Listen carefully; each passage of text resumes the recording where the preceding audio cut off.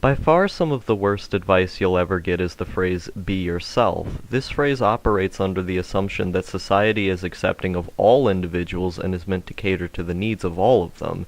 It isn't.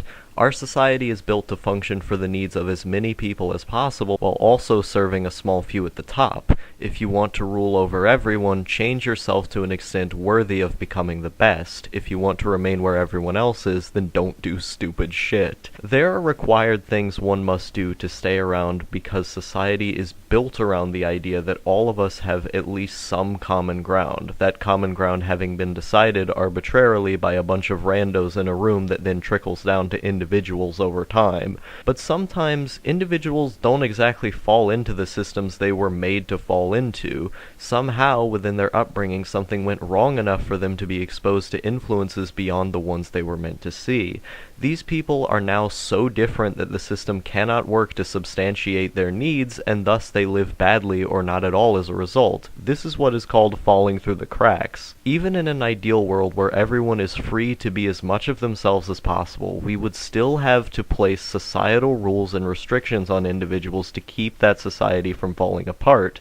And this is not a bad thing. Human beings are extremely malleable in how we think and feel. It is just a matter of exposing ourselves to the right set of influences to get us on the right track.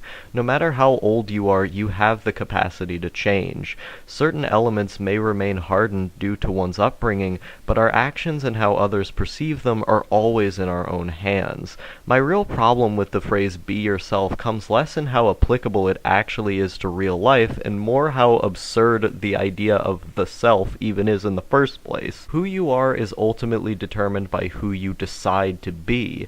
If you continually tell yourself you're a farmer and you do farming every day, you now become a farmer.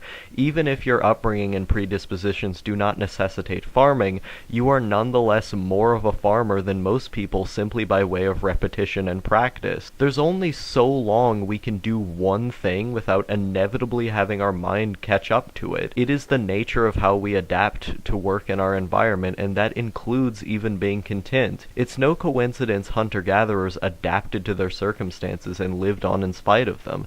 The material conditions they were placed in required that adaptation, much like how the modern world also requires it, and the majority of us are able to go on in that world. Changing one's mindset, friends, and lifestyle in the long run can radically change how we perceive the world and our own feelings. You are not real. You are a collection of labels and categories you've just so happened to ascribe to yourself. Such categories can easily be rearranged, we just have to leave our comfort zone. And when the books on the shelf finally get alphabetized, we're much more likely to be happy. Whether happiness is a loving friends, a job, etc. Whatever it is you're striving for, it can be done if you lose the abstract idea of myself. Understand your upbringing and weakness, but do not hold yourself to them. Instead, become whoever you want. Do not let your past determine your future. That is a weakness. Now, for the sake of this video, let me tell you a little story. Back when I was in middle school, I was extremely aggressive, and I would constantly get in fights with people. I'm talking 7th grade. That was probably one of the worst school years of my entire life. And every single day, I would do something new to fuck with people. I would just go around, I would push people's buttons, I would, take lunch bags and stuff, from the lunchroom, I would blow them up with air, I would come behind someone and I would smash them. And I would just go around and try and push people's buttons. Now, granted, most of the people's buttons I tried to push weren't innocent.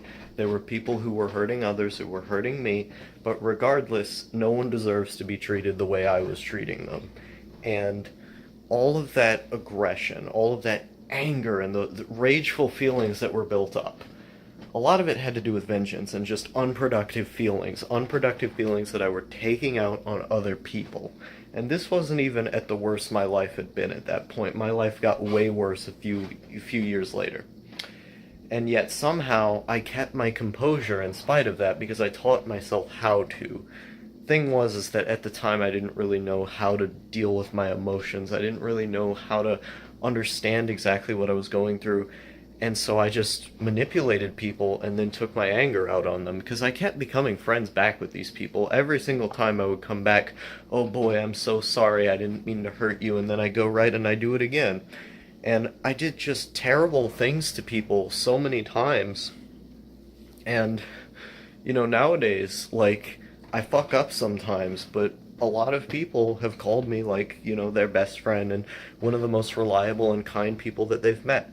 You know why? It's because I changed that aggressive behavior. I wouldn't be able to have those people if I just got mad at every little thing that every little thing that they did.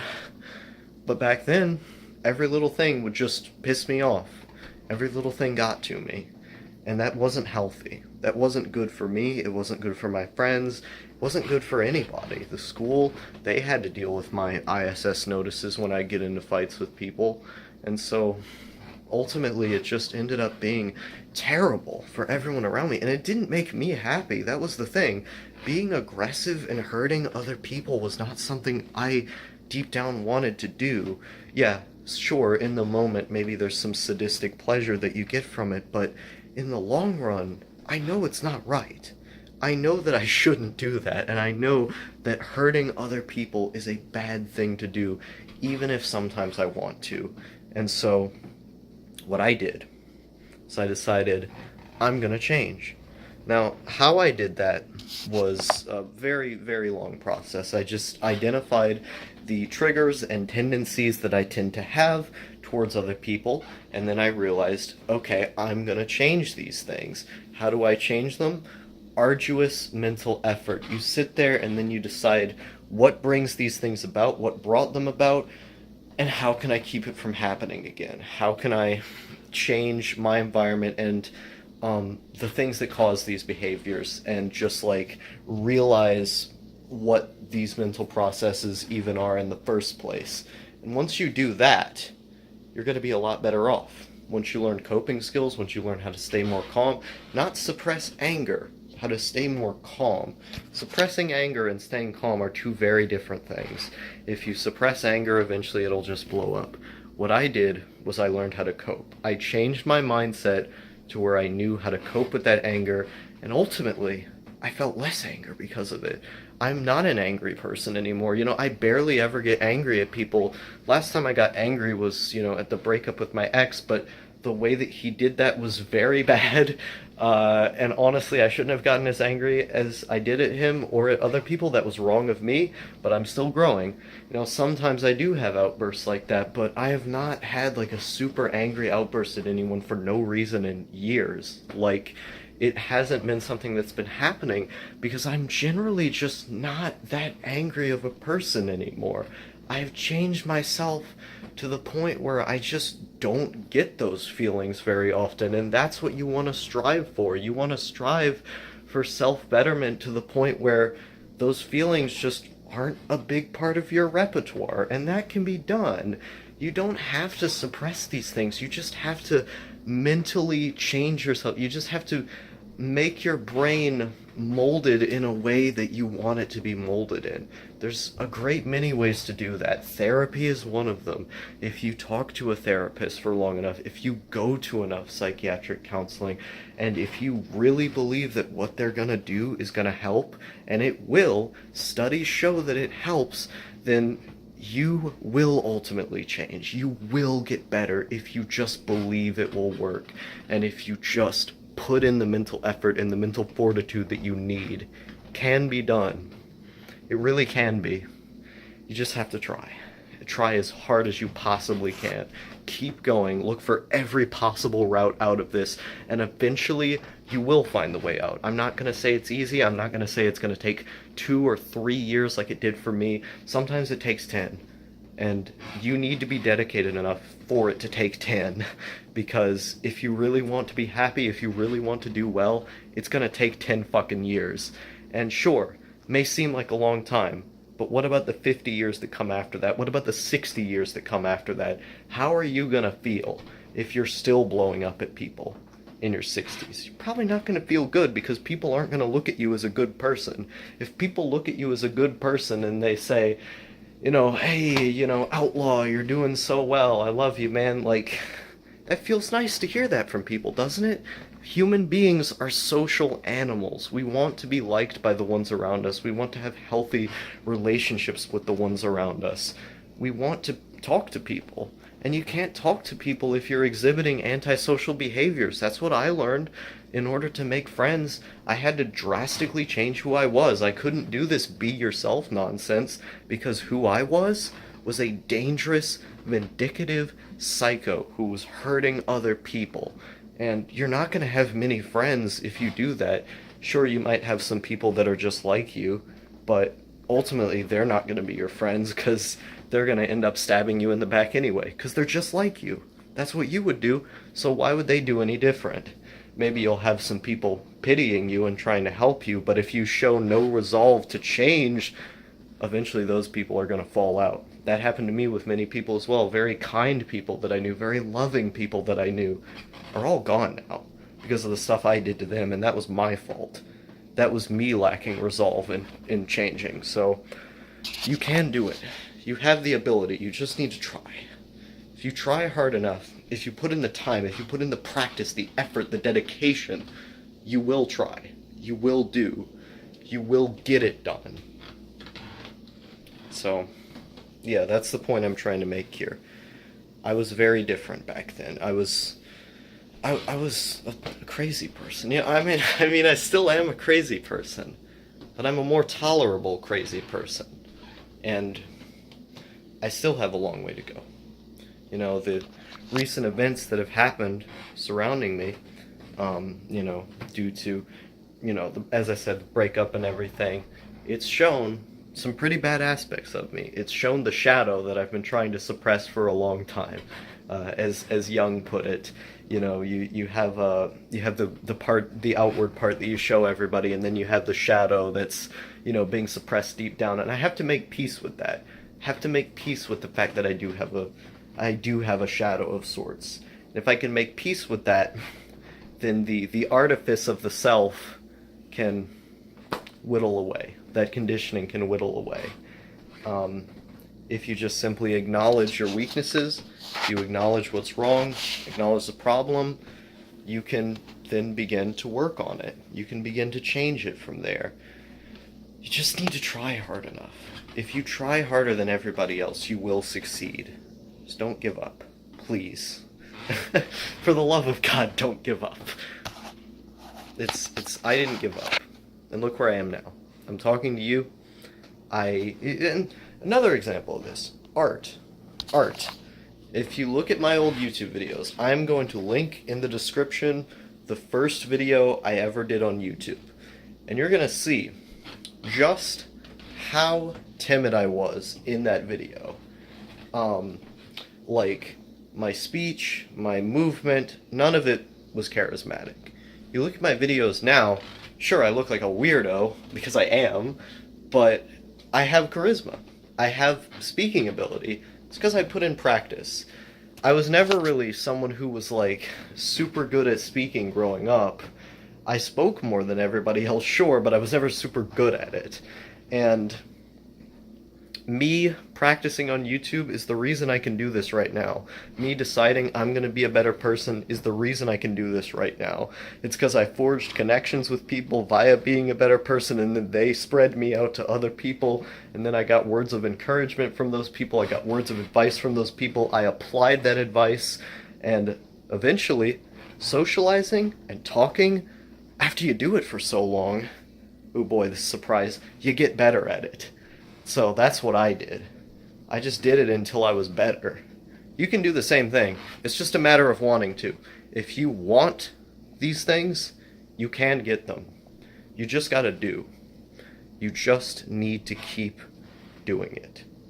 One aspect of myself that I really, really hate is whenever I go really, really harsh and strong on something that I don't really feel that harsh about, or I make something sound a lot more rude or egotistical, when really that's not how I think about it. It's just I'm upset over something else and I apply that to the thing I'm talking about. Like, if I make a video, or if I guess if I talk on on the cremation furnace, about how, like, I don't like a certain channel, or I talk about a certain aspect of my life or something, you know, and I make it seem so much bigger, like the anger is so much bigger than it actually is, because I'm actually angry about something else. It's like the way I get out that anger is by, you know, for lack of a better term, taking it out on other people by doing it on this podcast, you know. I don't like to subject people to such negativity when, you know, I could just make my statements, make my complaints, you know, very, very gently and subdued as I would in a normal conversation. But it's almost as if I use these cremation chambers or the vlogs in general to get out that angry part of me that I really don't want to apply to other things, because I don't like getting angry at people. I hate getting angry at people, really, because I have this desire to, like, to want to try to be friends with everybody, like, to want to try to keep everyone happy while also still being very honest, which is incredibly hard to do, because, I mean, I was just on my Facebook a second ago, and I got guns pointed at me from every side over an opinion post. So it's hard to make everybody happy, but over time, you know, I've just realized, well, you're not gonna please everybody. I wish I could. If we could all just be kumbaya, that'd be great. But we can't. So, you know, you have to deal with that. The world does not revolve around you. It's not going to go exactly the way you want it. That's just how life is. You know, if I had my way, I would never die. But no, I gotta die someday, and I have to deal with that fact all my life. So, you know, it's not very fair, but it's something that we as human beings have. I know I'm articulating myself like an animal in this podcast, but yeah, I think I use these things a little bit too much to express anger that I would normally express on other people if I wasn't always constantly trying to be nicer than I actually want to be to them. It's hard to explain, because, I mean, the way I grew up is my mom would constantly tell me, like, you know, Logan, don't get mad. Don't get mad about any of these things. Everything will be fine, or just go to your room, whatever. And I don't know, I think, like, part of that kind of made me scared to get angry. And so when I'm in, like, a setting where nobody can see me, nobody's seeing me on these podcasts, but people are still listening to me, if that makes any sense. Like, nobody's in my room watching me. I'm physically here alone. I'm talking to myself. So I create the illusion to myself that I'm not talking to anyone, even though, like, 6 people watch this show, and probably I've scared all of them off, especially after that whole unsubscribed me thing in the last cremation chamber, which I was so mad. I was so mad that I was like, yeah, unsubscribe to my channel. I don't know if that should go down in Outlaw Harvest history as, like, one of the most emo things that I have ever done. Yeah, unsubscribe to my channel if I don't get this thing done. I don't know why I think this is so funny.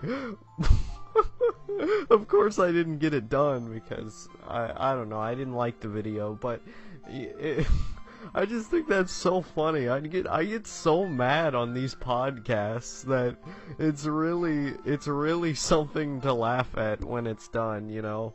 And I think that's just me getting out all that stress of other things that I don't want to take out on other people, because, you know, I've been raised to believe that family and friends are the most important thing in life. All that other stuff comes second. So I don't want to to scare people away by me being angry at them. And my dad is bipolar, so he has a lot of problems getting really, really, really angry.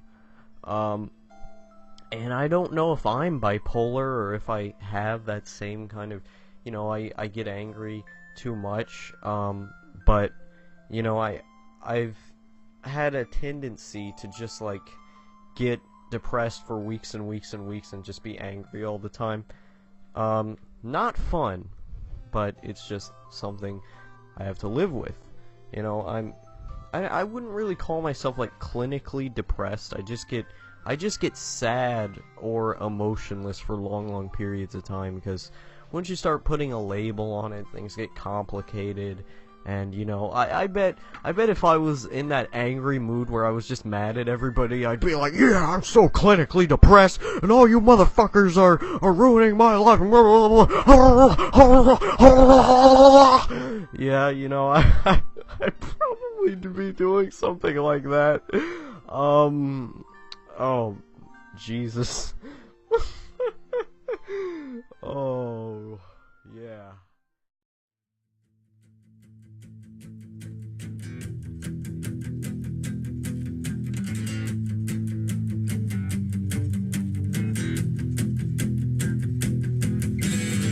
I'm afraid that the circles I've been drinking myself in are big enough for the vowels that I try to fit inside of them.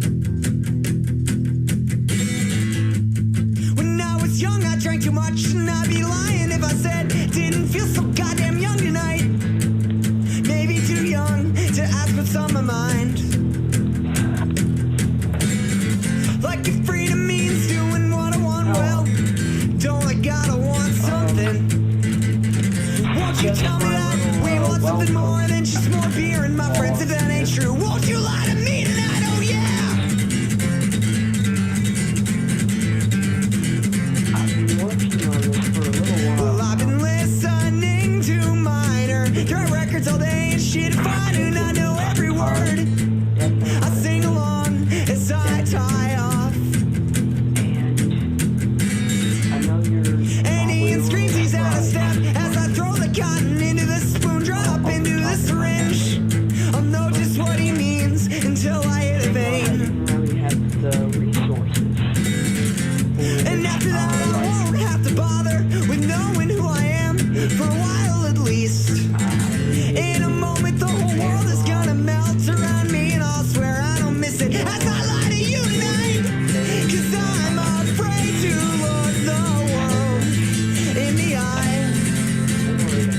If nothing's gonna change, well then I'd rather die. And I'm too unemployed to organize a union. I'm too intoxicated to tear down a building. I'm too hopeless to look for a solution. I'm afraid that if I found one, I'd be out of excuses for the way I waste away in the gutters that I chose, like fashion accessories to go with my dirty clothes. I haven't bathed in months, it's not because I've been fighting bourgeois morals. I'm just lazy and I'm young.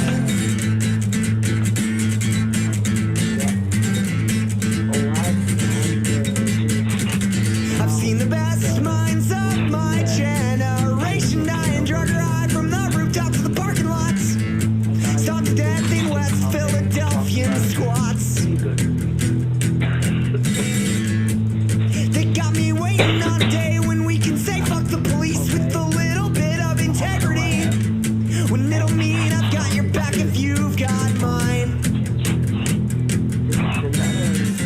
Give me a scene where I believe in more than bad haircuts, guilt, and misery. Don't know where I fit between the vegans and the nihilists. That might be the first thing I've said.